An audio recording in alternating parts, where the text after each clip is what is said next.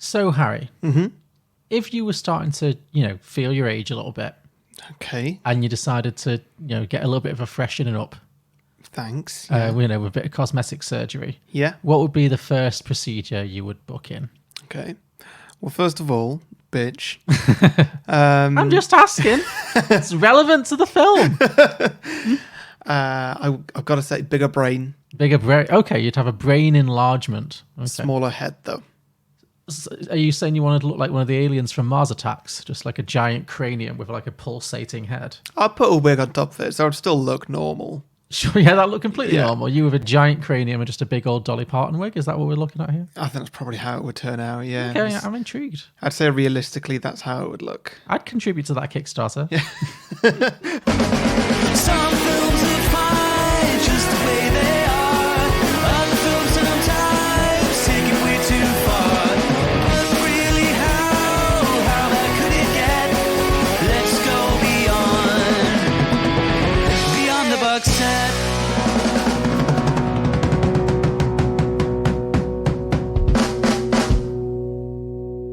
Welcome back, everybody, to Beyond the Box Set, the podcast where today we are pitching prequels, sequels, and spin-off ideas to First Wives Club. We'll also be pitching some drinking games and hearing from our listeners with the ideas they have posted on our Facebook and Twitter. But first, we're going to talk about some of our favourite moments from the original movie and catch you up with a bit of a plot summary. I am Harry, the host who's most likely to ask for divorce from my abusive podcast husband, John Lucas. Fair. Not without a fight, bitch. Bleed you dry. First Wives Club, well done. Yes, thank you. Is that a sarcastic well done? Or? No, I enjoyed it. Oh, good, I'm glad, yeah. I would describe this film as nice. Yeah. Nice and fun. It's not, I would say, I think plot-wise, it's barely a step above The Greatest Showman. It It doesn't really hang together, but got more heart. it's got more heart and soul, and there's just something to be said for just watching funny people be charming and funny for an hour and a half. Yeah. It doesn't exactly tax the old brain. No. So, yeah, that's why I chose it. We kicked off a new season of musicians in films, and Bette Midler is kind of both. She's a singer and she's also an actress. So I thought, and this has been on my list for a long time, so I thought let's just ease into this season with a nice easy watch. And this is the definition of an easy watch. Yeah, it is. It's pretty much the only reason I had. Nothing deeper than that, really. So, Great. yeah. Well, you chose well. Oh, good. I'm glad. Yeah. Yeah. Yeah. So this film was actually a surprise hit. This is a very famous surprise hit. This film came out in 1996, and it was a film that was like a medium budget film that starred three women who were all in their like early 50s or late 40s. Yeah. Early 50s, I think. Early 50s it would have been. So nobody really expected much of this, and it was a huge hit. I think it outgrossed a Die Hard or something. Wow. It came out against some very big film and like got to number one over it and made much more money, and it was the whole big thing. It was like, oh, now we're going to make loads of films for women, and then they never did. But but it was a big thing in its day, and it's one of those ones that you'll always see on TV, and it's just a good time. It is just a good time. Yeah. Good cast, enough good jokes to keep you tided over. Yeah. That's all you really need. Everybody's good. Everyone's good. No one lets you down. No They're one's well annoying. written enough that all three of them have a storyline Yeah, that's fleshed out adequately. pretty much. Yeah. Yeah. Should we get into it? Yeah. Cool. So, First Wife Club, as discussed, it came out in 1996. Stars Bette Midler, Goldie Hawn, and Diane Keaton as a trio of, we'll get into it, a trio of women who are screwed over by their husbands at a certain point in their lives.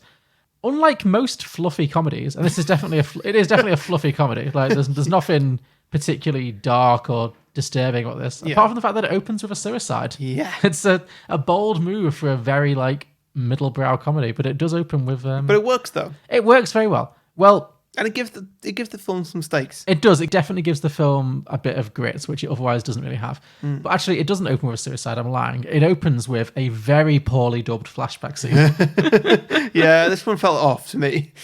It was just a really funny choice to me that rather than just they have younger actresses playing Bette Midler, Diane Keaton, and Goldie Horn, but rather than have those young actresses who are all like women in their like they're supposed to be teenagers, so they would have different voices. But instead of letting those actresses speak in their own voices, they decide to dub them with the voices of Bette Midler, Goldie Horn, and Diane Keaton, just in case anyone wasn't clear on who they were. Yeah. And it is weird. Yeah. It's strange. Because Bette Midler has like an old lady, well, not an old lady voice, but she has like a middle-aged lady voice. It's not a teenage voice. It's not the voice of a 17-year-old. No. It's just weird. Yeah. And the dubbing's all off. The mouths are all over the place. It's a hoot. It's very entertaining. But we open with this scene. It's in the 1960s. These 4 women are in college together. These 4 students, young. They're young. Their hair is high, very big beehives. It's all of the hair. But they're all like graduating and they're vowing that they're going to be friends forever. They're going to stay together and be strong and look after each other for the rest of their lives. Yeah. And then it smash cuts to 30 years later and a sad middle-aged woman. That's what she is. That's her character. I'm not being critical, but a very sad middle-aged woman is committing suicide. Played by Stockard Channing from Greece. Yeah, Rizzo from Greece. Never seen her in anything else. Was really excited to see her in this. Didn't Didn't last very long. No. She's been in Good other things. part though. Yeah, I mean, she really, like you said, she gives the movie its stakes. Yeah. So she's depressed and she's clearly drinking too much and she's just reading in the newspaper about her husband marrying a much younger woman. And she puts on a fabulous fur coat and smokes a cigarette and gives evils to some woman in another window. Yeah. And just jumps off of the... We don't see her jump off the balcony. The film's not that dark. It's not showing the jump. No. But it's very much clear what's happened. Yeah. She commits suicide by jumping off the balcony of her penthouse. And that's the end of her. That's a wrap on Stockard Channing. Very much a cameo. But before she dies, before she jumps, she mails 3 letters to her 3 old college girlfriends who we saw in the original flashback. And they are, as mentioned, Diane Keaton, who plays Annie, who is kind of a classic doormat. She's just, too nice for her own good, lets everyone walk all over her. She's got a very pushy mother. Her daughter's a lesbian. Not that that seems to be any kind of a problem. In fact, she takes that news for the 90s remarkably well. Yeah. That's just very casually dropped in. Almost as though like, oh my, thank God, I thought you were straight. Yeah. It was just more like she doesn't even, she's just like, oh, okay, fine.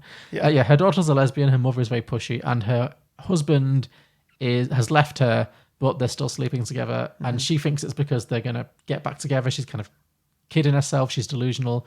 But actually, clearly, he's just using her and like keeping her, keeping her on a hook, basically. Yeah. So that's her. She's a complete doormat. There's also Elsie, played by Goldie Hawn, who is a famous actress. Well, she's great in this. I think Goldie Hawn pretty much steals this movie. Yeah, they're all fun, but Goldie Hawn steals this movie. She's solid entertainment whenever she's on screen. She's great. I mean, I felt the same way about her in Death Becomes Her. She's just a very entertaining woman. Yeah. She was a bad actress. So Goldie Hawn is an aging actress who has become addicted to fillers and plastic surgery in a desperate attempt to stay young and relevant in the movie world, where she's clearly getting edged out a little bit. Yeah. I love the conversations where she tries to deny her plastic surgery. Well, I mean, her lips are their own character in this movie. 100%. It's great. Do it, Morris. Do it to me now. I need it. You're the only one who does it the way I like it. You're the king. Elise, if I give you any more collagen, your lips are going to look like they got stuck in a pool drain. Morris, I haven't worked in 18 months, and I have a meeting with the director for a part that I would kill for.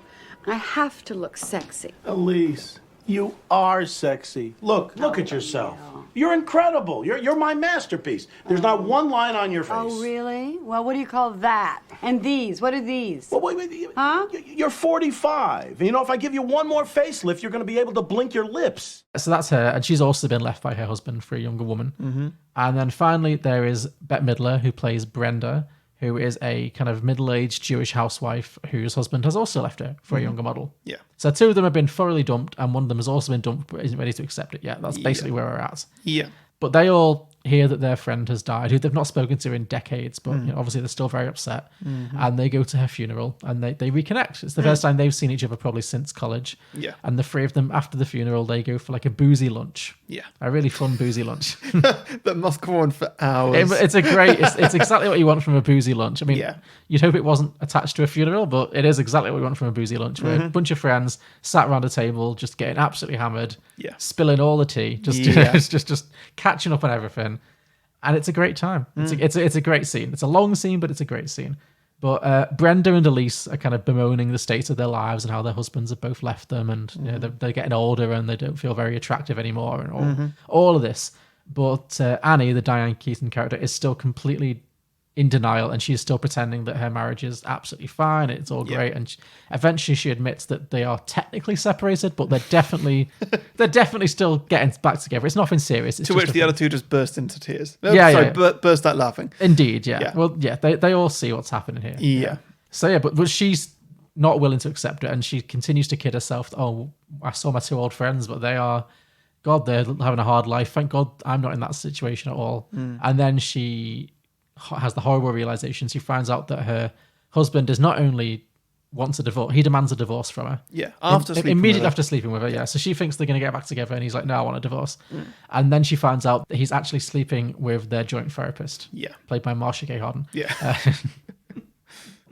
So she reacts to that about as well as you'd expect. She has a complete breakdown. She screams, and it's great. Her therapist is like, this is great, use this. Yeah, it's a really fun scene because the therapist is still therapizing it, even though she's the cause of all the problems. Yeah. Oh my god. Oh my God. Oh my God. This is very awkward. No. Annie was just leaving. You told her? I was totally up front. What? Excuse me? Well, Annie, this is rough. I know that. Wait a minute. I don't understand. You are my therapist? I'm a woman. He is my husband. Annie, we've been separated for months now. Let's not over-dramatize, okay? Aaron, she's allowed to be angry. Annie, let's use this. He's found someone new. You're free. Closure. Yes. I'm sorry, but that is not what this is. Well, Annie, No. Annie, you are not helping us out here. Now, I am sorry that this has to happen this way. I am very sorry I ever met you, and I am sorry that I allowed myself to love you for all those years. I'm sorry I did nothing but be there for you every minute of every day and support you in your every move. I'm sorry! This part of the movie, basically, after they all first reconnect, there's just a section of all three of them hitting rock bottom. So we see Annie finding out that her husband's leaving her for her therapist.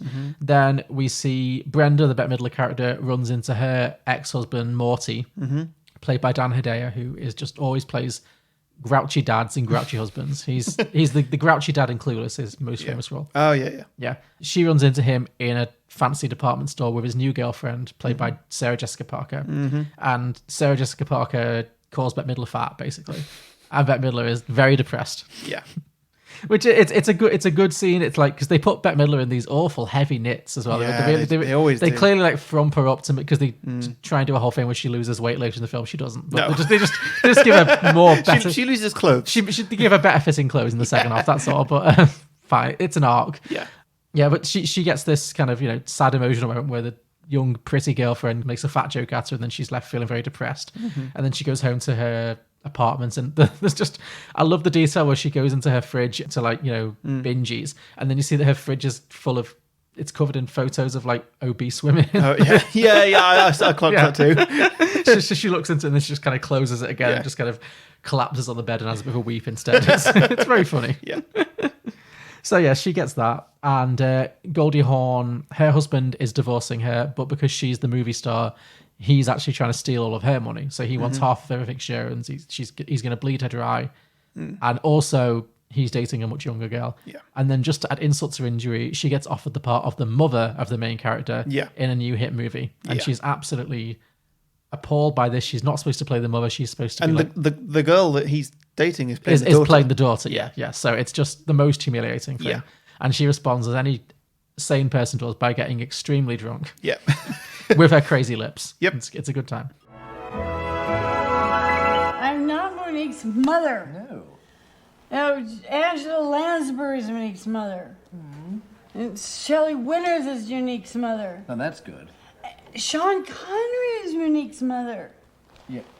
Perhaps I should get you some coffee. Oh, wait a minute, I take that back. Sean Connery is Monique's boyfriend. Now, he's 300 years old, but he's still a stud.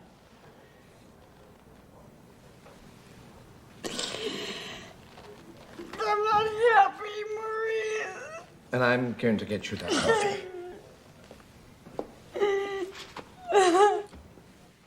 So yeah, basically they all hit rock bottom, and they're all at this absolute low point.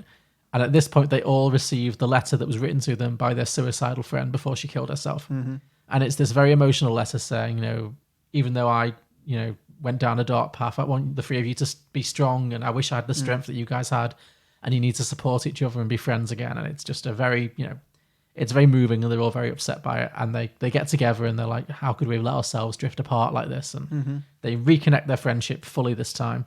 And they form the First Wives Club, which is how they decide to get revenge on their husbands. Now, I'm not entirely sure what this club does.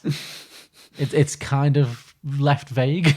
Yeah, so I knew of this film. Yeah, it's a very famous film. Yeah, and obviously I knew the title.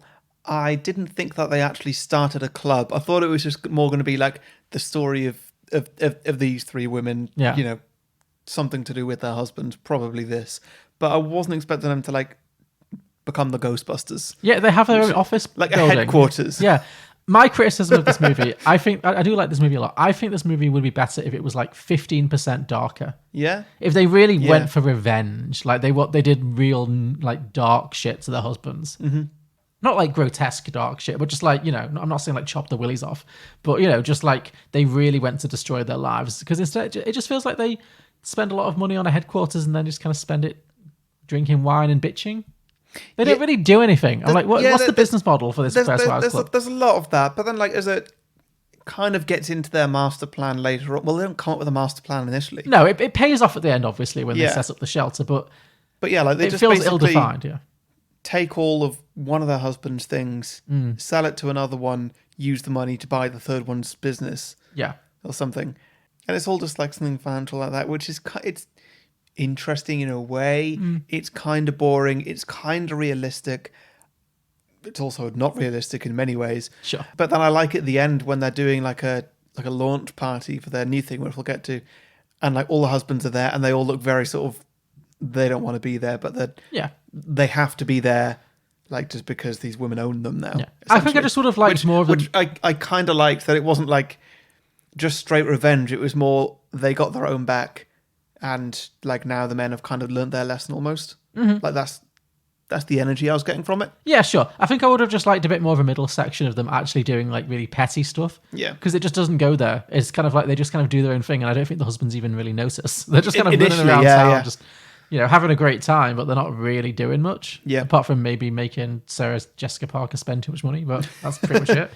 But no, I agree. It pays off at the end, but the middle section is a bit flabby, I'd say. Yeah, I agree. It could have done with a little montage of them like pranking the husbands. Yeah, just like stupid stuff like key their cars, or I don't know. Yeah, stuff like that. Cut their brakes and just like they all crash their cars, not into anybody, but just like take away some of their favorite.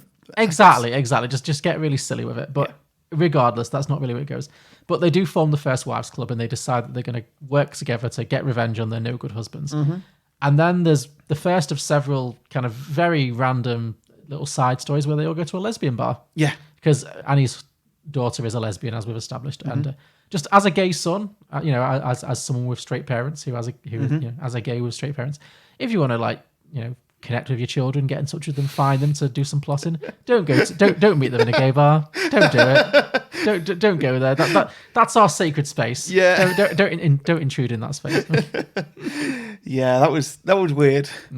Well, I loved this 90s gay, but this 90s lesbian bar though. It was fabulous because it was basically a gay bar. No lesbian bar I've ever seen was anything like this. Like this was a men's gay bar filled with lesbians. Yeah. It was like a camp, disco music, club night, which is very much for, I'm sure there are lesbians who love that, but my experience of lesbian bars is much more like pool tables and, Right, yeah, sure. It wasn't quite that. It was a sea of denim, which all the denim and plaid in this scene was great. Yeah, it was good. The jokes in the bar were funny too. It was a funny scene, don't get me wrong, and the daughter takes it very well. We get a cameo from Leah Delaria, Big Boo, who I think has just looked the same for like 40 years. It's weird, right? It's funny, yeah. She hit that peak lesbian look and she's just stayed there. Yeah. Hey, it's clearly worked. It's working very well for her. Yeah, typecasting sometimes pays off. But yeah, they go to the lesbian bar and they meet the daughter and they recruit her because she's also very much on team her mom. She resents her dad for like the way he treats the mom. So she gets a job with her dad. She manipulates her dad into giving her a job at the company so she can spy on him. So that's her whole plot line. Yeah. And then Goldie Hawn's method of fighting back is to start selling all of her husband's famous possessions, all of her husband's favorite possessions. So So this was the bit that threw me off a little bit, because they start off having some divorce negotiations at the start, and like she's on the back foot because he's come at her with a lawyer saying like, I'm going to take half or you need to sell all your things and give me half the income from it all. yeah. And then like she just goes, oh well, if that's what you want, then yeah, sure. So I'll just sell half our things. Would he not have thought of this? No, would his lawyer not have thought of this? Like, we're going to do this to her, so she's got to sell her stuff and give you half the money. What's stopping her from doing that to you? I guess the idea is that she has to give him half of her income or half of her value. Yeah. And so if she was to sell his stuff as well, then it doesn't take away from that. So it'd be like she'd have to give half of her stuff plus extra. So I think the idea is that he didn't consider that she would also, because it was all in her name, she'd also sell his favorite car, his favorite house or whatever, just to get rid of all the things he loves, because technically it's all in her name. It's like, well, if you're going to try and bleed me dry by saying it's all in my name, I'm going to sell everything in my name, including all your stuff. I think that's the idea behind it. Basically. Yeah. So, yeah. But he's obviously, so she sells his favorite car, and he's like, you spiteful sack of silicone. Like, so that's how she's getting revenge on him. And Bette Midler finds out that her husband, who's like a very well-established businessman, has committed major tax crimes at the beginning of his setting up his business. Like, he's not declared a bunch of stuff, and all his early stuff fell off the back of a lorry kind of thing. It's all very dodgy. And so she decides that she needs to use that to kind of frame him. Yeah. But in order to frame him, they need to break into his apartment and get his full tax returns. So then we get the other big comic set piece in the film, and the three of them break into his apartment they enlist Maggie Smith. Yeah. Maggie Smith with another very exciting wig. It's a big old wig for Maggie Smith. They enlist her to kind of distract Sarah Jessica Parker, who is Bette Midler's husband's new younger girlfriend. Yeah. To distract the two of them by taking them out for like a fancy meal while the three women break into the apartment. So they break in and they're rooting through trying to find the tax returns. And of course, before they can find it, they get interrupted. Sarah Jessica Parker and Dan Hedaya come back, and then their only means of escape from this high-rise apartment is to jump into a hydraulic lift that the window cleaners use. Yeah. And ride their way down. It's ridiculous. It's a ridiculous scene. It's a lot of fun. Those things don't go that fast. They don't. No, they I would can never guarantee they don't go that fast. I mean, if it had landed the way that they land in the movie, they would be dead. Yeah. They'd be strewn all over the New York sidewalk. Yeah. There's a reason you didn't see any of the actors' faces. Yeah, or they would have crushed someone else to death on the way down Yeah. who was walking underneath. It's just, no. Yeah. I mean, it's worth it for the bit when they're halfway down and they interrupt a couple having sex. And Yeah, the couple that's funny. recognise Goldie Hawn's character because she's obviously famous. Like, you look great! You look great! And they just go plowing down. It's a good time. So the first half of the movie is just kind of a fun little revenge romp. But about the midway point, they find out that revenge isn't really making them very happy. There's a scene where they're having a whole drunken night in. I think because their plans aren't quite going the way they thought they would. Yeah. And they're kind of starting to fall apart a bit, and they're starting to fight among themselves. There's a funny bit where they get Goldie Hawn's supposed to have won an Oscar. She's like an Oscar-winning actress. Oh, yeah. And Bette Midler looks at it and says, "Oh, look, it says I beat Meryl." Yeah. And do you know that when Jennifer Lawrence in real life won her Oscar, she obviously is a big fan of this movie, and she got up there, and of course Meryl was nominated that year because Meryl's always nominated. So Jennifer Lawrence got up and said, "Oh, I beat Meryl." And referencing this movie, making a funny joke. Yeah, but I can't imagine I went down well at all. No, people didn't realize. People didn't get the reference, and so they. And then it's just harsh. She had to like give an apology. Like it was really awkward because like everyone was like, "Oh my god, Jennifer Lawrence is so arrogant." And she said she beat Meryl, and it's like she's like, "No, it's a movie reference. I'm sorry." Like it was very funny and awkward. Great. Yeah. Jennifer Lawrence, Silver Lining Playbook. Oh, what does it say? I beat Meryl. But yeah, so they start to fall apart a little bit. They have a few arguments and stuff, and they realize that just getting revenge isn't enough. It's not making them happy. Yeah. It's not worth it. It's not very fulfilling. So they decide to use their powers for good, to actually do some good in the world. And so that's when their final plan comes together. So the three of them then really make the moves on their husbands. Diane Keaton buys a controlling share in her husband's advertising agency, so she controls the company. Brenda, Bette Midler's character, blackmails her husband with the threat of going to jail because of all the tax fraud, the tax fraud and the fraud and the tax evasion. Yeah. And Goldie Horn finds out that her husband's new girlfriend is 15, which is which he didn't know. No. Although it's a good comedy casting because it might be before your time. Did you recognize the girl who played his new girlfriend? No. Okay, before your time. She is very famous, or was very famous as a character on a sitcom called Saved by the Bell. Okay. Yeah, which is high school. Yeah. So, and this was the same time. So, from an audience, you'd be like, yeah, she's 15. Right. But in this film, obviously, in the world of this film. Yeah. But he doesn't know she's 15. So the joke is that he's accidentally committed a major crime, basically statutory rape. So she's like, well, I'm going to tell the press, I'm going to tell everyone you'll go to jail if you don't give me lots of money. Yeah. Basically. So they've got their 3 husbands over a barrel. It's kind of a dark joke, but Yeah. I'm here for it. It's straight blackmail. Fully blackmail, yeah. Yeah. So the 3 of them have got their husbands where they want them, and they force all the men to kind of support financially and with the advertising agency, I guess, to support their new venture, which is a women's shelter, which they've raised in memory of Stockard Channing's character, their old friend who committed suicide. So it's a shelter for troubled women to help women to, who are in crisis. It's a women's crisis center. And then that's kind of where the movie ends. They throw a big launch party. There's a cameo by Ivanka Trump, which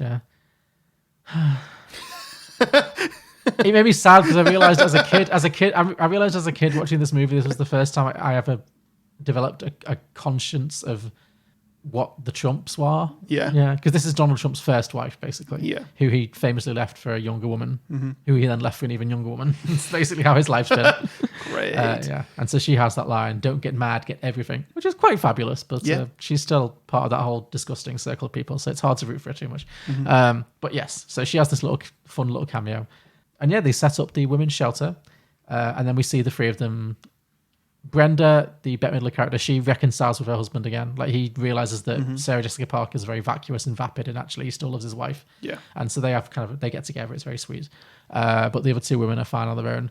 And it ends with a good old passionate song and dance number 2, "You Don't Own Me," which is a great old pop song. It's a really good ending. It's a good ending, yeah. It's a good feel-good ending. It's nice to have the ending of a film that's such a feel-good film. Yeah. That also then just gets stuck in your head. Like, there's that great song that I've not thought about in ages. Yeah. And it's just great. It's always fun to just end on a musical number, yeah. Yeah. So, yeah, and that is The First Wives Club. Yeah. Good pick. Thank you. Yeah, I'm glad you enjoyed it. Yeah. I was like, I was watching it the other day and I was like, this could go either way for Harry. Yeah. But I'm glad you enjoyed it. Yeah. Ivana, I want to thank you for coming so much. You're an angel. Well, of course, thank you so much again. Ladies, we have to be strong and independent. And remember, what? Don't get mad. Get everything. Bye-bye. Bye now. Do you want to do drinking games? I certainly do. So, drink for the word wife or husband or ex. Okay, sure. Just drink for marital terms. Plenty of. Indeed. I've got a very obvious one. Drink for Goldie Hawn's lips. Yeah, definitely. They really change size scene to scene. They do. Like, sometimes they are massive, sometimes they're just okay. Like, but she does a lot with them. Yeah. It's great physical comedy from Goldie Hawn. Yeah. Drink for Maggie Smith's wandering accent. Did you notice this? Is she supposed to be American at some point? I think so, yeah. Okay. She's not in it that much. So No, I she's couldn't not, really but tell. But it does happen. Like, she sounds off. in okay, this. I'll take it. I mean, Maggie Smith to me always is just old English lady. Like, whether she's meant to be or not. But sure, yeah. Well, it is what she is. Yes, exactly. That's what. Yeah, it works for her. But okay, I didn't notice that. But sure. Here's a good one. Drink every time Diane Keaton touches her face or hair. Is it a lot? It is a lot. I like her. She's a very funny lady, but she is a very fidgety kind of actress. She does a lot of like this and just sorry, I know that doesn't translate on a podcast. You're doing this very well, John. Sorry, lots of touching her face, touching her hair, or putting her hand in her hair. It's just what she does. But it's a good drinking game once you notice it. Yeah. Drink whenever you see pearl necklaces. Ooh, okay, that's very 90s. Yeah, Yeah, plenty of them. Well, it's a plot point in this, isn't it? Like, the 4 of them back in high school, they all gave each other pearl necklaces. Oh yes, of course, there is that as well. And so like they all wear them to the funeral and stuff like that, and they wear them at various points throughout the film. But yeah, that is true. Oh yes, they're a good plot point. Yeah. Okay. Similarly, I had drink for chunky knitwear. Mentioned before, like, best way to make a glamorous movie star woman look sad is just put her in an oversized jumper and some slacks. Like it's pretty much all they do. But, drink for revenge. Revenge, drink for revenge. Great, yeah. Just any little bit where they're just like talking shit to one of their ex-husbands. Because it's not all like big stuff. It's a lot of those little things earlier on. Yeah. So I like that. Drink every time Bette Midler references her Judaism. yeah. I did like it at because there's a side plot. There's a side plot where her son with Dan Hedaya is having his bar mitzvah, very important ceremony for Jewish kids. And Dan Hedaya brings Sarah Jessica Parker, and they both walk in, and obviously Sarah Jessica Parker is all legs and hair, and she's gorgeous, and Bette Midler's like, I can't believe he brought his girlfriend to the bar mitzvah, to my son's bar mitzvah, and Diane Keaton just looks Sarah Jessica Parker up and down and goes, as a gift. That was a good line.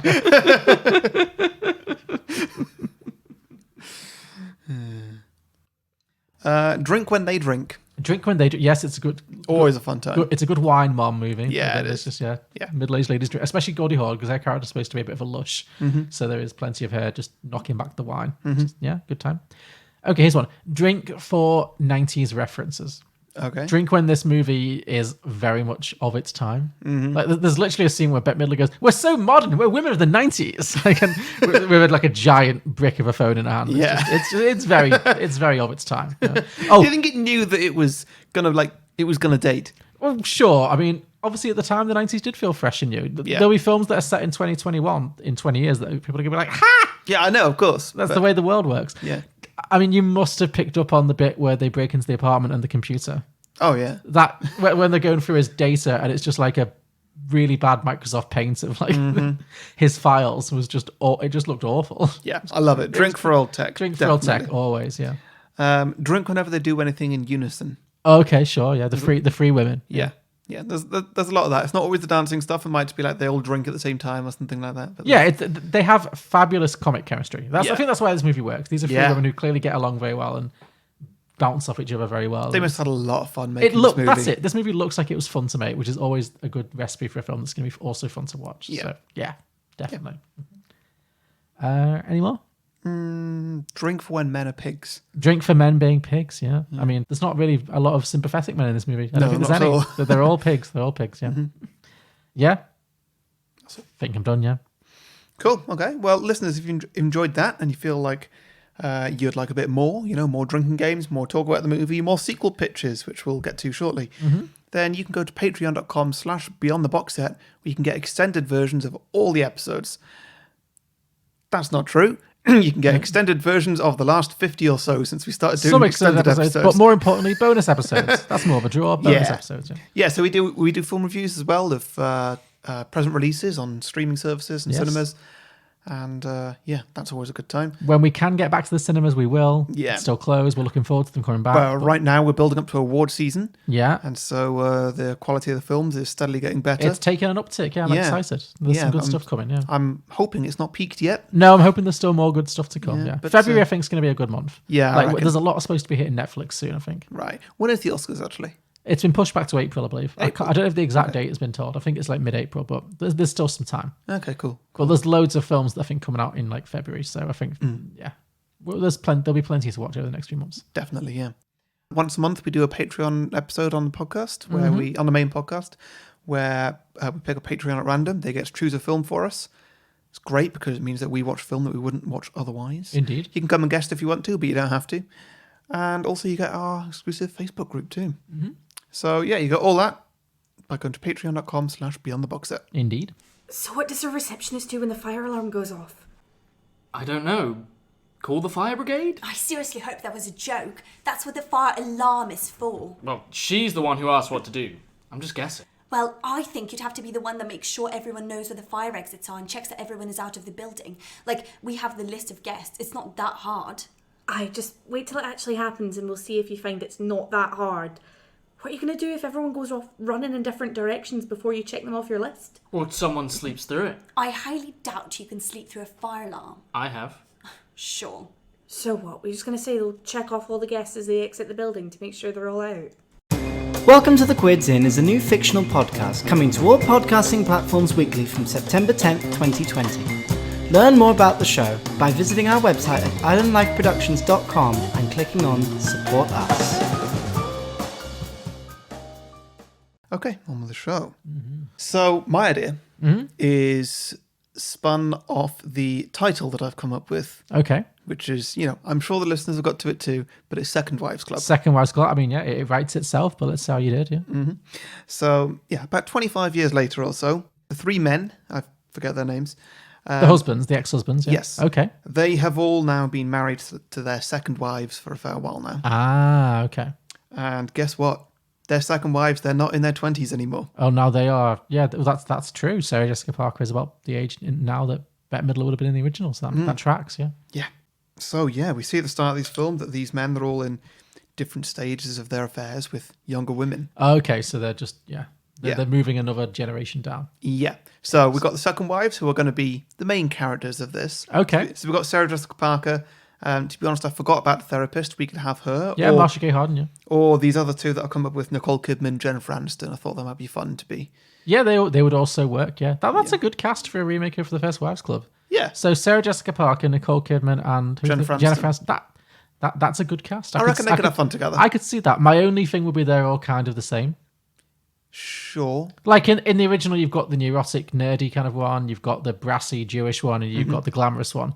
Well, I feel like Nicole Kidman would definitely be the glamorous one. Sarah Jessica Parker, she's the same. She's just a little bit dumb. Yeah, sure. She's the bimbo. Yeah. Jennifer Aniston, I wasn't too sure. Yeah, I mean, she's also they're all just very beautiful women, is what I'm saying. There's not really a lot of you've not got three different types of women, but yeah, you could pick it. I was thinking although I guess it wouldn't make sense because actually, it would make sense that they would all be pretty ladies because these are second wives, so the husbands have married three bimbos. Yeah, it wouldn't make sense. I was going to say you could have Melissa McCarthy, but that wouldn't make why would they marry? Not that Melissa McCarthy's not attractive, but I mean why would these men marry Melissa McCarthy at any point? Yeah. So no, it's fine. Go ahead with you. Yeah, Nicole, Jennifer, and Sarah Jessica Parker. Yeah, all funny ladies. So sure, yeah. Yeah, I think they'd. No, I think it works. They'd be a good time. It works. Yeah. And so then I decided to cast the younger. The third wives. Oh, okay, yeah. Should we say? I've got Florence Pugh. Sure, yeah. Alison Brie. Yeah. And Anya Taylor-Joy. Oh, yes, from The Queen's Gambit. Yeah, so to kind of repeat, she'd be like the young one. Yeah, she's the one who's too young. Yeah. Even though she's 25, same as Florence Pugh. Sure. You know that Alison Brie's 38. I think we had this conversation. We've had this before. She's aged very well. Yeah. Damn. She will always be Annie. Yeah. She will always be Annie from Community. That's and she's 18 in that or something? She's supposed to be, I mean. Yeah, but even that's I think even then she must, because Community's not 20 years old. No. So she would have been 26 when Community came out. So whatever. Yeah. The bitch looks good. Yeah. So anyway, the second wives, I'd say that somewhere near the start of the movie, they all find out, or maybe they already kind of knew about these women that their men have got on the side. Yeah. And so they decide to team up and get revenge on their men. And, very inspired by the first wives. Sure. Are we going to have cameos from the first wives at some point? Absolutely, here. Okay. So they initially get in touch with the first wives, cameos ahoy, and try and get them on board. Just try and help out. Just hey, these men, they're doing it again. They've moved on. And you help women. Can you help us, please? No. They're not sympathetic. No. Are they just ha? Yeah. Is it from Mrs. Crabapple? Ha? Kind of. Almost exactly. Just no, we do help women out. That's our thing. You've got this. Yeah. you knew what you were getting into here. Yeah, sure. So that's just going to be their cameo. They're not really going to be in it. Sure, that's fun. Yeah. So the second wives, to try and spite the first wives slightly, start themselves a little club. Okay. What do they call it? The Second Wives Club. Sure. With the aim to just again take down their ex-husbands. Now, with the experience of being second wives themselves, they feel like they've learned a bit more than what the first wives had, and they might know where the third wives are coming from. I see. Okay. Because they know they might know that feeling of trying to steal somebody else's man. Sure, how it might feel. They've been on both sides of it. Yeah. Exactly. Yes. So also the men are a lot older now. So sorry, the men will be a lot older now as well. So they're probably a bit more vulnerable to I don't know. They're richer. Anything. Yeah. But there's more you could do to them. I'm just saying, steal their Viagra, replace it with something else. I like it. Yeah. But so they get in touch with and recruit the third wives too. Oh really? Yeah. What? Because the third wives are already getting replaced by fourth wives, or no? Just maybe the third wives, they're just they'll go with anything. Sure. Maybe. I don't know. What do people in their 20s do these days? Who knows? How could you possibly tell, Harry? Such a long time since you were in your 20s. But yeah, that's all I've got pretty much. Okay. Well, what if the second wives make friends with the third wives because they realize that the third wives are actually, because they're like millennials, they're like actually very woke. Right. And so they kind of convert them into being like, oh, actually, let's be sisterly and let's rather than being the women who've been dumped, let's screw the men over without letting them know that we're actually still with them. Like, Well, maybe they need to sort of like convince them first. So like maybe the younger ones are just like, no, like they're fine, and like this is a weird conversation for you and me to be having, but like I'm gonna keep going as I am. But then they're like, no, just wait, watch, he'll do this. Yeah. Oh, I know. And then they'll just like point out all the bad things about their husbands, like, and he breathes loudly and all that sort of stuff. Now I've got a better idea. Maybe the second wives approach the third wives and try and get revenge on them and try and destroy the third wives' lives. And the third wives are all these like millennial, like young women. But actually, it turns out that the third wives are actually operating a sting operation. It's all a long con on the men. Yeah. And so they're more than happy to help the women because they're like, no, we're like feminists and we knew exactly what we were getting into with these men. We're going to destroy them. Like they deserve nothing less. Yeah. So that becomes a whole thing on the men. Yeah. Yeah, no, that definitely works. Not really sure what the second wives have got to do for that one there. And that's a good point. How do they contribute? Well, I guess they're going to help out. They've got the knowledge of having been married for a long time to these men, and maybe they know like some of their more dirty secrets. Yeah, exactly. Yeah. Maybe the third wives are like stringing the men along, and they don't actually want to sleep with them. Yeah. So they don't actually know much about the men because they're keeping it, they're keeping it above the waist kind of thing. Yeah. Maybe that's how they're sort of getting information out of them. Just like, oh no, if you just tell me this, then maybe we'll see how it goes tonight. Yeah. It'd be like the second wives could be like, look, if you tickle his balls, they'll tell you anything. He really likes feet. Yeah. They've got all the inside stuff, yes. And then maybe, yes. I mean, I don't know, what's the end game though? That's the question. So I'd say the end game is just, like taking them down completely. The three men get cancelled, maybe the big social media campaign goes out. And maybe it's like a Me Too kind of thing.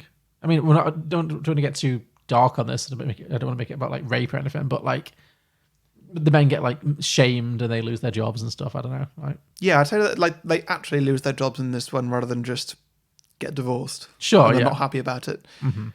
Yeah, and actually kind of feel some repercussions about it. And then maybe they all just end up living just like at a cheap old people's home. Yeah, maybe it concludes with them because they're all going to be like what 70s now. Yeah.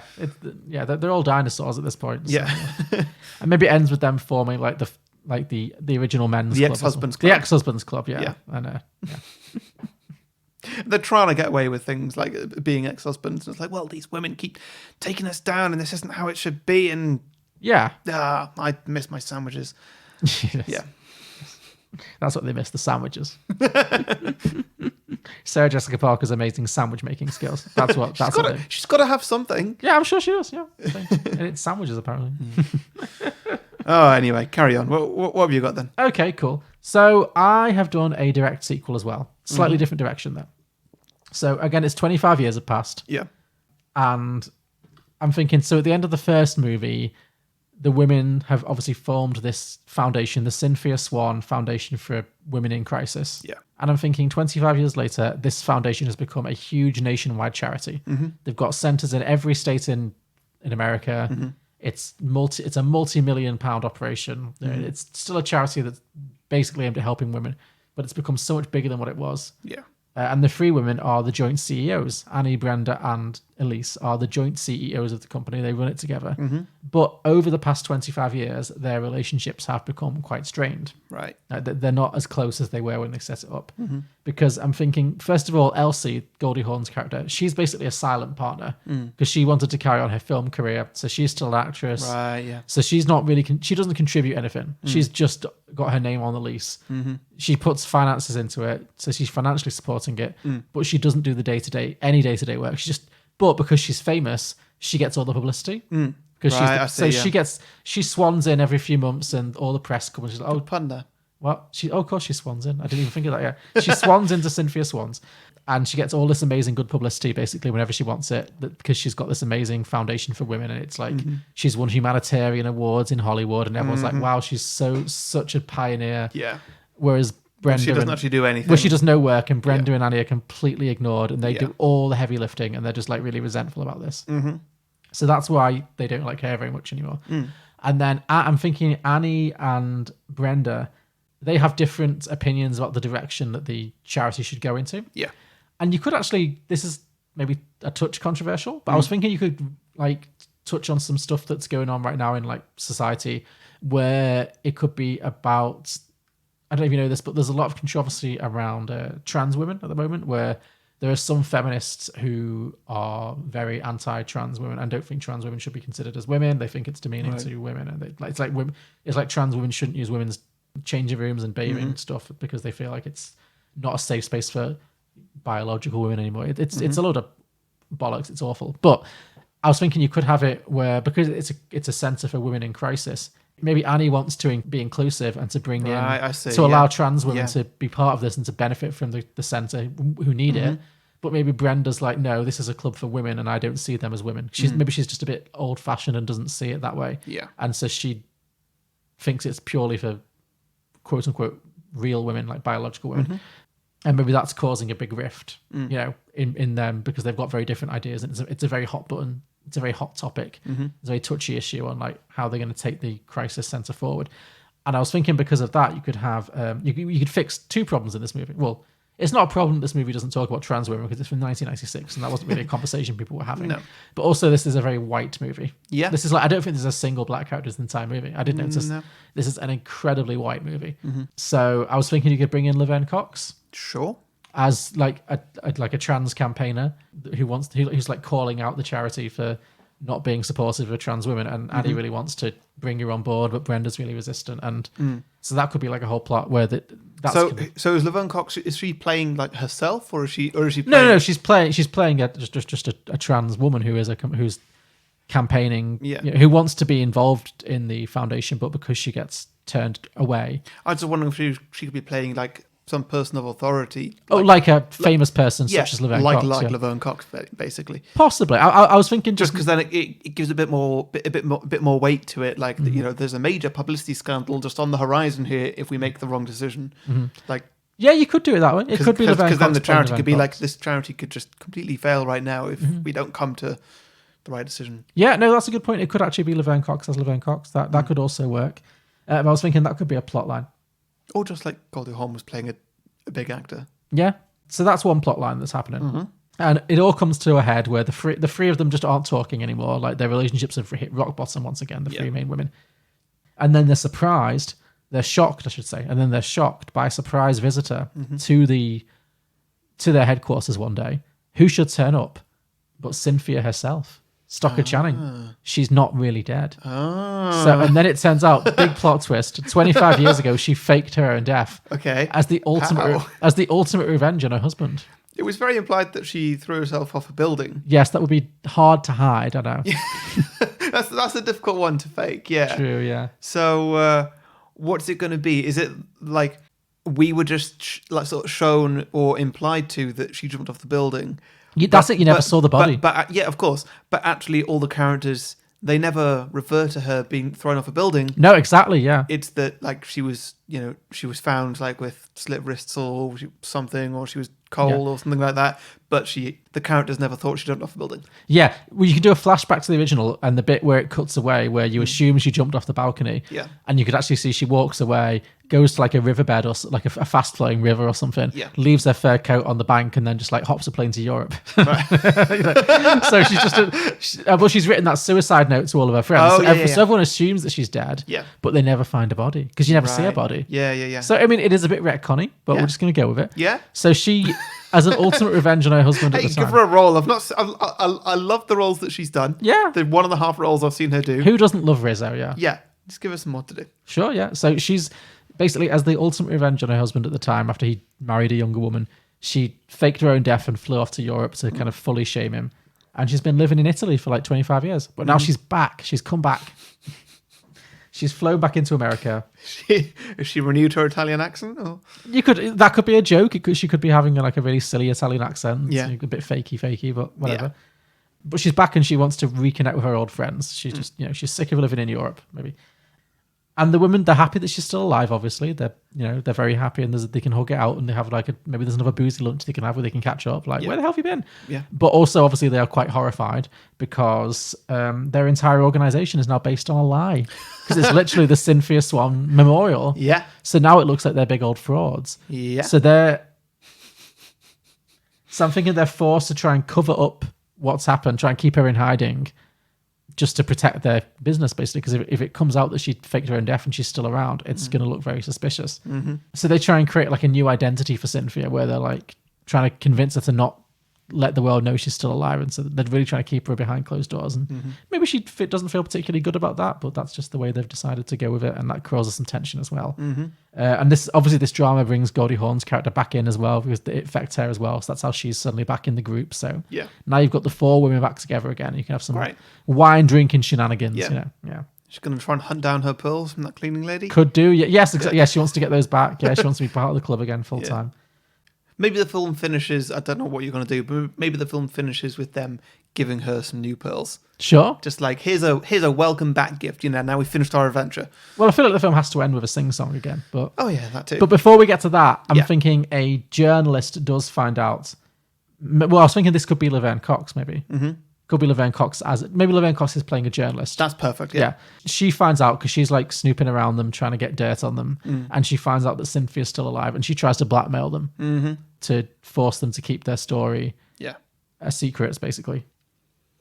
No, actually, it doesn't work. There's Laverne Cox. I don't want to make her a villain. Okay. That doesn't work. No. There is a journalist who's sniffing around the club for no apparent reason, sniffing around the foundation. Nobody knows why. But always trying to get dirt on them. Maybe they blame Goldie Hawn for that because she's a celebrity, and they think, it must just because she's famous that there's this journalist who's trying to like muck rake over, who's going to rake muck all over our business, basically. So, this journalist finds out that Cynthia is still alive and starts blackmailing them, like just for money or whatever, with threats of revealing the truth that Cynthia's still alive and the whole thing's based on a lie. You're bringing this whole scandal down on them. Yeah. So they're really scared, and first of all they're trying to like cooperate with this journalist, and they're falling for the blackmail. But this unites them. All this adversity, all of this all this drama unites them together. And it helps them to rebuild their friendship again, and they start to work together, and they realize they're much better together than they were apart. Yeah. So that's the heart and soul of the movie. And ultimately, they find out that this journalist was hired by their ex-husbands. Who have now formed the First Husbands Club. Great. After they were bled dry in the original movie. Yep. Once they realize the journalist is being paid by their ex-husbands, they decide not to give them any more power and to just come clean. So rather than trying to force Cynthia to hide, they come out, they make a statement, and they admit that Cynthia was alive the whole time, but they didn't know. And but now that they've said it in public, the journalist has no dirt on them anymore. And I'm thinking that at the end of the movie, the women decide to rebrand the center. They have like a revelation. I don't know how. Somehow it happens that there needs to be a way to tie these plot lines together. I've not really figured out exactly. But I'm thinking at the end they come to the light around the whole issue with the trans women, and Laverne Cox is brought on as like a co-chairman of the company. And then now it's open to all women, regardless of their background or anything. Right, yeah. And that's how the women they rebrand the centre again, not as a Cynthia Swan Memorial, but as under a new name. I don't know what, like the Rainbow Foundation or something, but probably a bit more. That probably already exists. Something. So generic, it must exist already. It probably does, yeah. I don't know, something. But Laverne Cox comes on as a co-chairman or chairwoman, and they step into the 21st century. Yeah. And it ends with a big old song and dance number. Nice. That's great, yeah. It could be like Born This Way by Lady Gaga or something. So real choreography. They can really go for it. Like. Okay. Yeah. Sure. Yeah, so I'm just thinking it's a very 21st century version. Whatever makes you happy. When in doubt, roll out some Lady Gaga. When in doubt, go Gaga. Go Gaga, yeah. Great. She could play the journalist. There you go. There it is. Yeah. Fine. Yeah, that ties it together. Yeah. Very silly. That was pretty stupid, yeah. But I was just thinking of different ways you could bring it all back. So that was First Wives Club 2, Women on the Verge of a Nervous Breakdown. Nice. Yeah. Nice. Cool. Should we move on to listener submissions? Yeah, go Just for a it. handful this week. We have Duncan Flaster said The Second Wives Club, which Of course. clearly, obvious. Adam Capitano said The First Wives Association Incorporated LLC. So I guess that's it. It goes legit. It's a full company. Dennis Fanning said First Wives Club, Second Chances. Yeah. These are pretty functional. Yeah. Scott Hillman said The Second Husbands Club, which all the husbands get into their own shenanigans when they end up remarrying. Yeah. And Amy Patrick said, I don't want a sequel. I would just love a remake. Oh, right. Which begs the question, if it was just to be a straight remake, who would be in it? I mean, you've kind of covered it with your Second Wives, but if it was just purely a remake, so you could have a bit more of a diverse cast. I do think Melissa McCarthy would be good. Maybe in the Bette Midler kind of role. Sure. Oh, you know what? Actually, Tiffany Haddish as a vengeful wife would be great. Yeah. I mean, this could just be a sequel to Girls Trip. Bring them back, See, that was another idea I had, was to basically do like a sequel with the same three women like now, but in their 70s, and just do a Girls Trip thing. Yeah. Which also, I don't know if you've seen the film Las Vegas, but it's basically the same thing. Oh, yes. Okay, so it's the same women, but they go on a road trip for some reason. Yeah. And it's just old women on a road trip. Yeah. That works, yeah. And like these three old women, like... Yeah, that'd be a lot of fun. I can see Bette that. Midler, Goldie Hawn, and Diane Keaton. Yeah. Like, I mean, they've been trying to make a sequel to this for like 20 years, so that would be what it would be today if they ever did get off the ground. So like, it doesn't need to be about them talking about their marriages or anything. No, it could just be three women having a good time. Yeah. It doesn't even need to be a sequel to this. Just anything with those three Just bring actors. just get them back. Get them back together. That's all you need. Yeah. Cool. So that could be fun. Yeah. So thank you everybody for those sequel ideas. We'll ask for your listener submissions every week, a few days before we record, by putting posts out on Facebook and Twitter where you can post your ideas. So make sure you like and follow our pages if you don't want to miss out. To listen to more episodes of Beyond the Box Set, you can subscribe and browse our back catalogue on any podcasting platform, including Apple, Spotify, Google Play, and many others, all of which you can also leave a 5-star review if you like in the app, but only if we deserve it. We don't want any fake ones. As mentioned before, we're also available on Patreon, which is exclusively for the people who would rate us more than 5 stars if they could. You can find all the links in the description below or at beyondtheboxset.com. And Harry, next week it is your first week of the Film Star Musicians season, so hit me with something good. Right, well, I've got a big one. Oh, interesting. It's got 3 musicians in at least. Okay. I'm sure it's got more, but 3 musicians that I actually recognise. It's got Jamie Foxx. Is it Dreamgirls? Yes. Okay. Wasn't hard. Pretty clear where that He's was going. done loads of films. Sure, but you said 3, and I was like, well, I already pictured the Dreamgirls. Well, we got Jennifer Hudson, we got Beyonce. There's you others. got yeah, I'm sure. Yeah. It's been on my list for a while. It's a good I've fun, been waiting for the season to come round again. Yeah. And, no, it's a good time, yeah. Yeah, so you start this off easy with something sort of light and fluffy. I have seen this a long time ago. I don't remember it being so light and fluffy. I mean, it's not horrendously bleak, but it's a musical. It's a good time. Well, we'll see. We'll see you next week. We will see. Yeah. So, thanks everybody for listening. Thank you very much. Join us next week for Dreamgirls. Bye. I'm not singing. No, okay.